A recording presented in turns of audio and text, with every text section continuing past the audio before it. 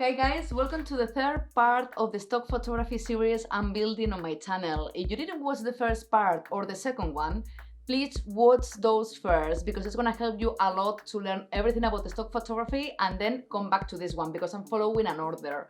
So I wanna focus today in discoverability. It doesn't matter how good are your pictures if the clients cannot find your pictures in the browser of the stock photography website you're applying for. So today you're gonna learn titles, descriptions, and tags. So let's start with the title. The title is the first thing you have to enter in any website when you are uploading a picture. This has to be very descriptive and very short. Don't go too extensive because this comes later in description, and it has to illustrate the main thing of the picture. So for example, in this picture would be woman walking in nature or woman hiking in nature or something like that. It's up to you the words you're gonna use, but you have to be very descriptive and short. And then in description, then you can go way much longer here. You actually can enter so many words, but I like to keep it as well extensive, but not too extensive, if you know what I mean. I like to enter the main things. I don't like to go around too much because then I feel those keywords are gonna be lost if I go around too much. So in this picture I would put young woman walking in nature with a volcano in the background and rice terraces in Bali, for example. You can specify other things. You can put a smiley woman walking in nature with a volcano in the background. You can use different things you think people are gonna search for in the browser of the photography website. This is super important, guys. If you would like to find a picture like that, you have to think, what would you put in the browser of that website?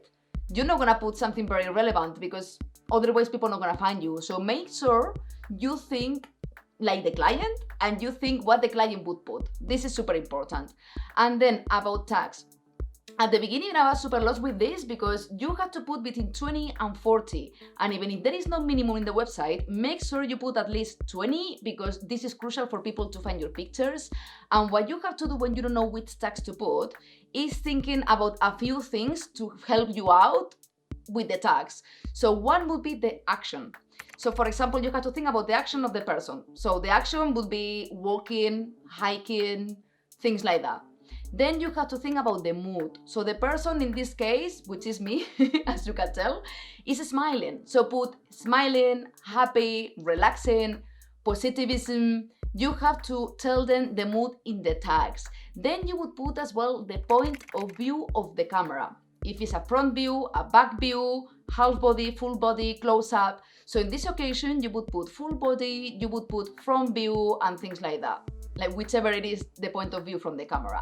And then you can think as well about posture. So if the person is sitting down, standing up, I don't know, the posture of the person, or even if he's raising the arms, for example, you can put raising arms.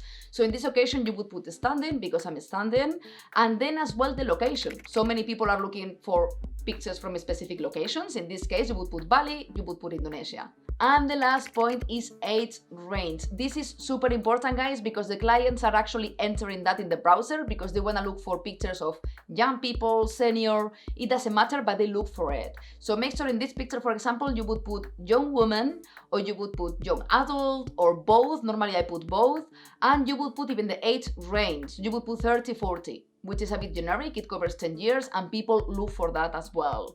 Tags is something super important, guys. If you don't do all of these three things, the title, description and tags properly, even if your pictures are amazing, they're not gonna be discovered by anyone and the pictures are gonna sink because you have to think in the stock photography websites, there is millions of pictures, like millions. When I saw something, I'm like, wow, I feel so good because it's like there is many pictures and they are choosing mine. So actually, it doesn't matter the price I get. I'm just happy they selected mine.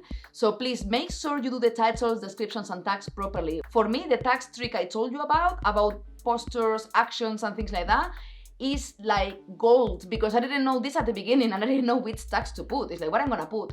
And actually the websites, they do a very good job sending you newsletters and they teach you a lot. And it's how I learn. I worried about learning everything properly because otherwise you're not gonna sell, as I mentioned before in another videos. So you do all of this, guys, I'm sure you're gonna sell. I would like to hear more about it. So please, if you have any requests as well and you wanna know something further about the stock photography, that I didn't mention in other videos, please comment below because I'm always hanging out around here and I will be very happy to help. And please subscribe to my channel because it helps me a lot and motivates me a lot because I'm doing free content for everyone and I'm very happy because everyone is super happy with it. And press the bell button to be notified about next videos, and I will see you next week, guys.